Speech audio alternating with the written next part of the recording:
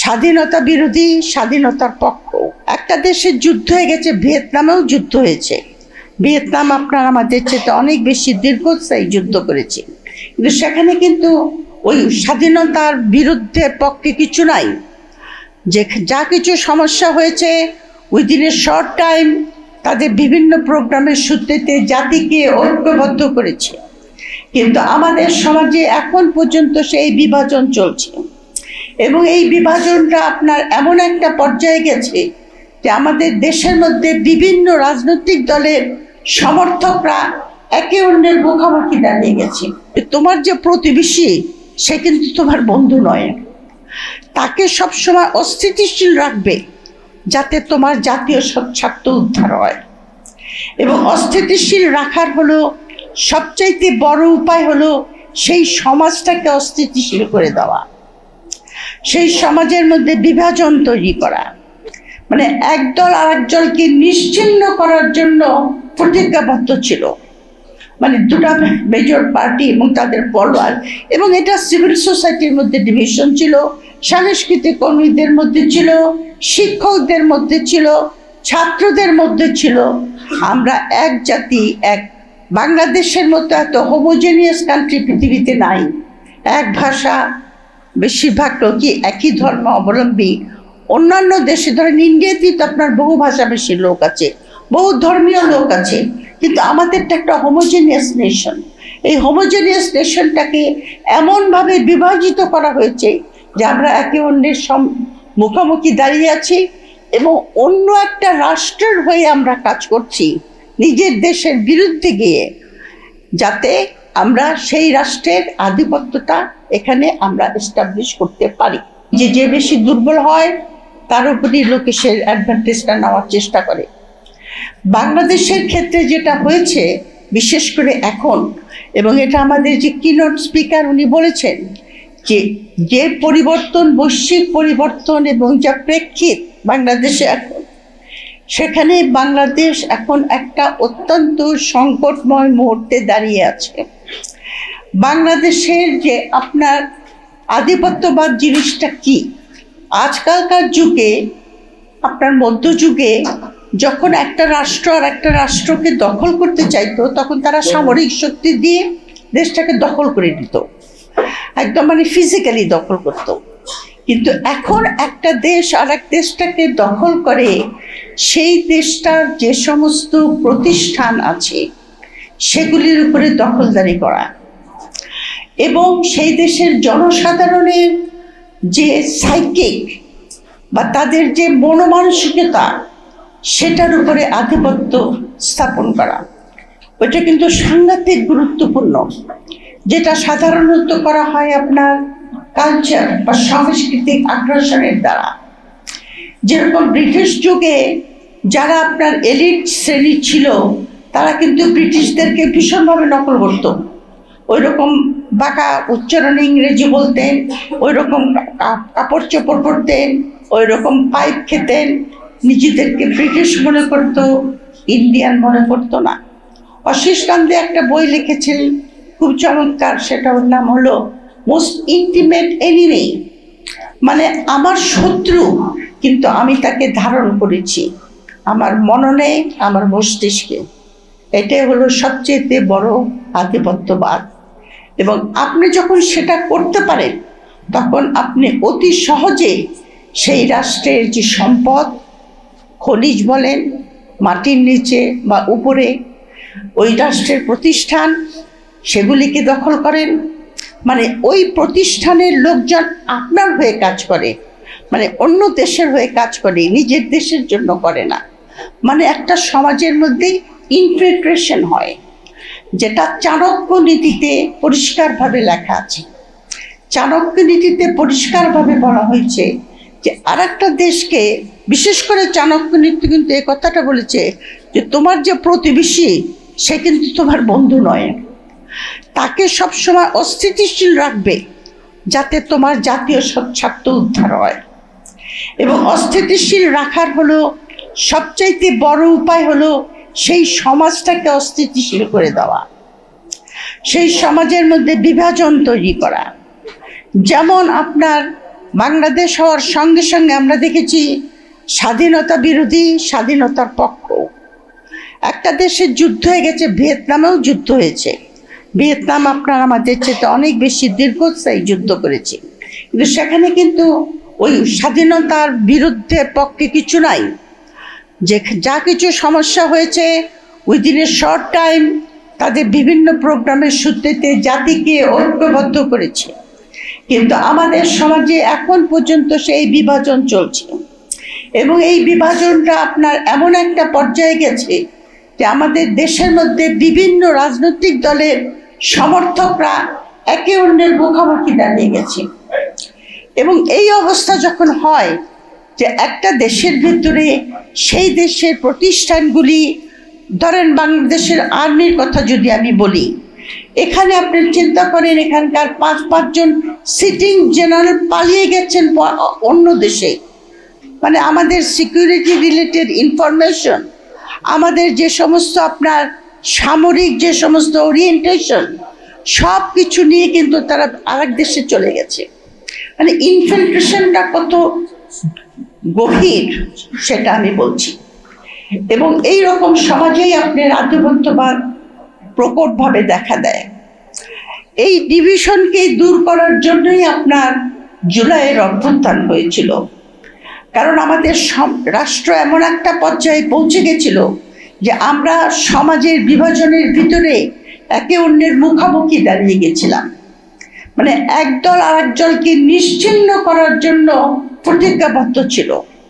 মানে দুটা major party এবং তাদের ফলোয়ার, এবং এটা সিভিল সোসাইটির মধ্যে ডিভিশন ছিল, সাংস্কৃতিক কর্মীদের মধ্যে ছিল, শিক্ষকদের মধ্যে ছিল, ছাত্রদের মধ্যে ছিল। আমরা এক জাতি, এক বাংলাদেশের মতো এত হোমোজেনিয়াস কান্ট্রি পৃথিবীতে নাই। এক ভাষা, বেশিরভাগ লোকই একই ধর্ম অবলম্বী। অন্যান্য দেশে ধরেন ইন্ডিয়াতেই তো আপনার বহু ভাষাভাষীর লোক আছে, বহু ধর্মীয় লোক আছে, কিন্তু আমাদেরটা একটা হোমোজেনিয়াস নেশন। এই হোমোজেনিয়াস নেশনটাকে এমনভাবে বিভাজিত করা হয়েছে যে আমরা একে অন্যের মুখোমুখি দাঁড়িয়ে আছি, এবং অন্য একটা রাষ্ট্রের হয়ে আমরা কাজ করছি নিজের দেশের বিরুদ্ধে গিয়ে, যাতে আমরা সেই রাষ্ট্রের আধিপত্যটা এখানে আমরা এস্টাবলিশ করতে পারি। এখন জুলাইয়ের রেভলিউশনটা যে হয়েছিল সেটা হয়েছিল আপনার, সেটার মধ্যে কিন্তু আধিপত্যবাদের বিরুদ্ধে ছিলেন তারা। আমরা সবাই সেটার বিরুদ্ধে ছিলাম। আমরা এটারও বিরুদ্ধে ছিলাম যে রাষ্ট্রকে পুনর্গঠন করতে হবে, রাষ্ট্রকে সংস্কার করতে হবে, জাতি গঠন করতে হবে। এবং এর জন্য আমাদের ইন্টারিম গভর্নমেন্ট কতগুলি রূপরেখা দিয়ে গেছে। কিন্তু আমরা দেখলাম, অত্যন্ত দুঃখের সঙ্গে দেখলাম যে আপনার জুলাই রেভলিউশন হওয়ার পরে মেজরিটি ভোট নিয়ে যে সরকারটা এসেছেন, তাদের মধ্যে আমি জুলাইকে ধারণা করার মধ্যে তাদের মধ্যে কিছু দ্বিধাদ্বন্দ্ব আছে বলে আমার কাছে প্রতীয়মান হয়। কারণ তারা গণভোটকে অস্বীকার করেছে। এখন গণভোট বলেছে যে আমরা নির্বাচনের জন্য গণভোটটাকে মেনে নিয়েছি, তবে তো জাতির সঙ্গে একটা প্রতারণা। 70% লোক যখন বলে একটার পক্ষে ভোট দেয়, তখন আপনি আইনের জটিলতা দেখিয়ে এটাকে অমান্য করতে পারেন না। আপনি যদি গণতন্ত্রের কথা বলেন, আপনাকে বলতে হবে যে জনগণের রায়কে আমরা মেনে নেব। এটা তারা করেনি। এটা অত্যন্ত দুঃখজনক। এবং এর ফলে যেটা হয়েছে, জুলাইতে যে আমরা ঐক্যবদ্ধ থেকেছিলাম সেখানকার মধ্যে ফাটল দেখা দিয়েছে। এবং অত্যন্ত দুঃখের বিষয় দেখতে হয় যে পার্লামেন্টে বসে যেটা মিলি বলে গেল, আপনার কোনো রকম কনস্ট্রাকটিভ আলোচনা হলে একজন একজনকে ব্যক্তিগত আক্রমণ করে। অনেক ইস্যু আছে আপনার, যেরকম ধরেন আমাদের যে চুক্তিটা হয়েছে আমেরিকার সঙ্গে ART, আপনার যে চুক্তিটা হয়েছে, আপনার সামরিক চুক্তি হয়েছে যেটা সৌদি আরব সহ 11টা দেশের, এই সমস্ত চুক্তিগুলি কিন্তু পার্লামেন্টের আলোচনা হওয়া দরকার। কিন্তু এই সরকারের একটা টেন্ডেন্সি লক্ষ্য করা যাচ্ছে যে তারা সব কিছু কিন্তু গোপনে করার চেষ্টা করে, এবং আমরা পাবলিকরা সেটা জানতে পারি না। যদিও একটা গণতান্ত্রিক দেশে বাস করলে আমাদের নাগরিকদের অধিকার যে আমাদের সরকার কি কাজ করছে, সেই কাজটা জনগণের স্বার্থের জন্য হচ্ছে না বিরুদ্ধে হচ্ছে, এই জায়গাটাতে আমি খটকা দেখতে পাচ্ছি। আর একটা ব্যাপারে খটকা দেখতে পাচ্ছি, সেটা হলো বিচারের ব্যবস্থা। একটা রাষ্ট্রে যখন আপনার এতগুলি গণহত্যা হয়, আয়নাঘর হয়, গুম হয়, ফোর্স ডিসঅ্যাপিয়ারেন্স হয়, আপনার সেখানে যদি আপনি বিচার না করেন, তাহলে সমাজের যে নৈতিকতা বা আপনাকে যেটা আমরা বলি মরাল অর্ডার, সেটা ভেঙে পড়ে। এবং আরো মনে করে যে যারা এই বিচারটা করছে না, তারা হয়তো ভবিষ্যতে এই কাজটাই আবার করবে। সুতরাং এখানে একটা অত্যন্ত ধীর গতি লক্ষ্য করা যাচ্ছে। অন্যান্য সংস্কারের ব্যাপারে, যেমন বাংলাদেশের আর্মির সংস্কার হওয়া প্রয়োজন, সেই সংস্কারের সেরকম কোনো লক্ষণ আমরা দেখতে পাচ্ছি না। যেরকম ব্রিগেডিয়ার হাসান নাসের বলে গেলেন যে ব্রিগেডিয়ার হত্যার বিচার চাওয়াতে অনেক আপনার মিলিটারি অফিসার আপনার চাকরি হারিয়েছেন, তাদেরকে মিলিটারি আপনার কোর্ট মার্শাল করে তাদেরকে বিচার করেছে। কিন্তু ইন্ডিয়ার মতো যদি ওখানে একটা আর্ম ফোর্সেস ট্রাইব্যুনাল, যেটা 2007-এ ইন্ডিয়ানরা আপনার আইন করেছে, তাতে সেই সমস্ত অ্যাগ্রিড অফিসাররা আপনার সুপ্রিম কোর্ট পর্যন্ত যেতে পারে।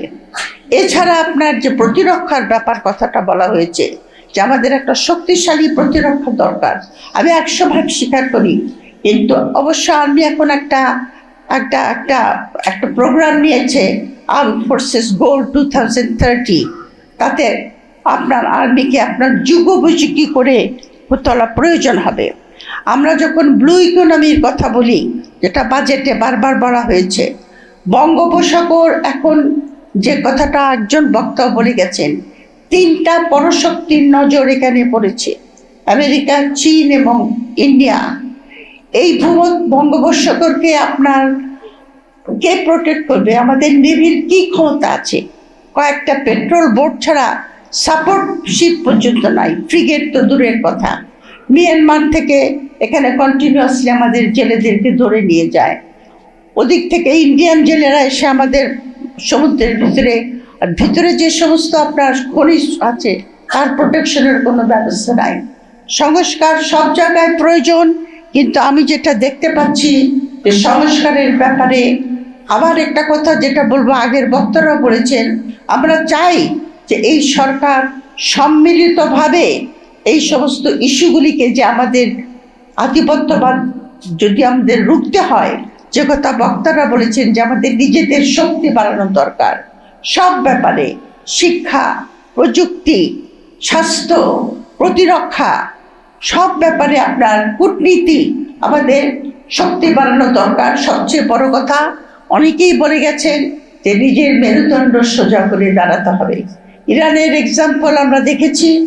এই ইরান আপনার 25 বছর আগে থেকে চেষ্টা করে চেয়েছিল যে আমেরিকা একদিন তাদেরকে আক্রমণ করবে, এবং সেইভাবে তারা প্রস্তুতি নিয়েছিল।